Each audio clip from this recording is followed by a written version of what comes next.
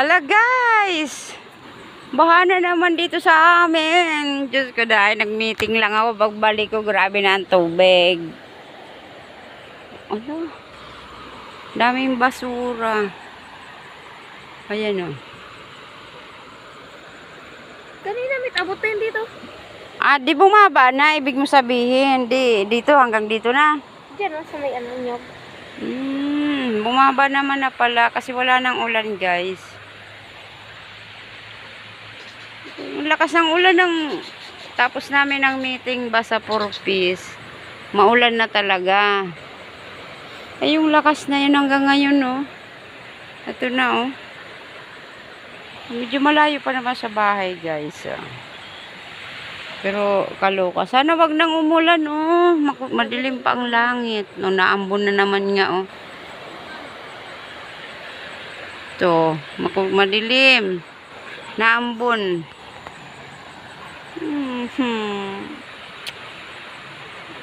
Kaluka, madilim pati. Dapat pala i-charge ta susuilaw. Charge sila talaga kamo. Baka mamaya data mailing na ano na yung tubig. Dito ba? Dito sa likod ni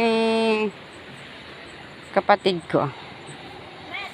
Mas Inipon di ba niya ang kasi na bay-bay. tabi apo. Nabot na. Tabi po. Ito mataas talaga eh. Mataas nga yung kanal oh. Net. Ito yung bahay ni Hermana. Dito mas malapit siya dito sa ilog. Ayan eh. Ito na baga oh. Ayan oh. Oh. Ito na nga ang ilog oh. Sige pati ang bulos ng tubig lang sa gripo. Madilim. Ayan oh. Nagkakasiring kong gusto na sa TV. Malapit na ba itong ano net yung ano na yan? Bye-bye. Diyan mas sa taas ang baybay. Oh. Wala. Hindi na. Madilim na eh. Pero andyan na yung tubig guys oh.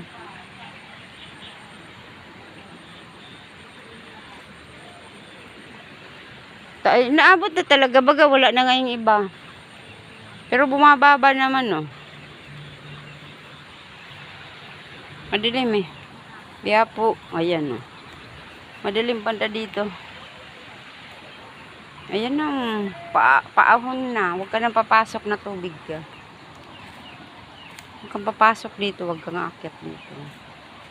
Tatanaambon na. Ayan. Ayan.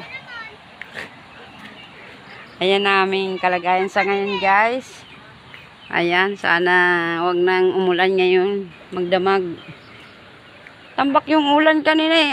Kanina, umaga hanggang tanghali. Ang sobra kainit. Tapos bigla naman na uulan naman sa hapon. So ayan, di na tuloy kami nakapagtanim ng ano oh. Ito yung dito yung may kamuting kahoy dati na may patula dyan. Hindi kami makapagtanim ngayon.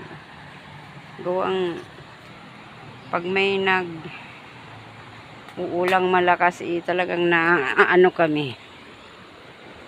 Natatakot ba? Ano ba yan? Nasiksik na ako. Dito yung swimming pool oh. Sayang yung patubig. Maano na naman yung swimming pool. Pag umulan ang swimming pool magigreen ang tubig. Kaya sayang. Gabi na ba? Charge ko yung flashlight para mamaya sisilip-silipin namin yung tubig. So ayan guys. For today's video, uploading lang to guys. Para makapag-update tayo. Ayun yung palayan dati yan. Palayan yan kaso wala na. Nung bumagyong Christy, naging ano na siya, yung putik ng palayan is naging buhangin na kaya hindi na siya nagawang taniman ng palay. So, ayan. Dito ako sa tapat ng poste. Ayan. Naambon na guys. Naambon na. Ayan. Ito na.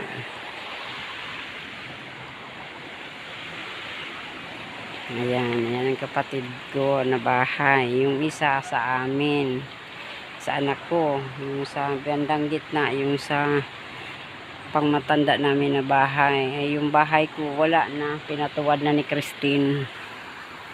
So, ayan guys. Ayan, hoping bumaba siya. Pero naambon guys. Sana huwag nang tumuloy guys. So, ingat kayo. Ingat kayong lahat. Ingat, basta ingat tayong lahat. Pray. Sana wag na tumuloy guys. Ingat. Anak ko, nakabalita naman pati akong lindol kanina doon sa Davao daw yun. Naku, ingat tayong lahat guys.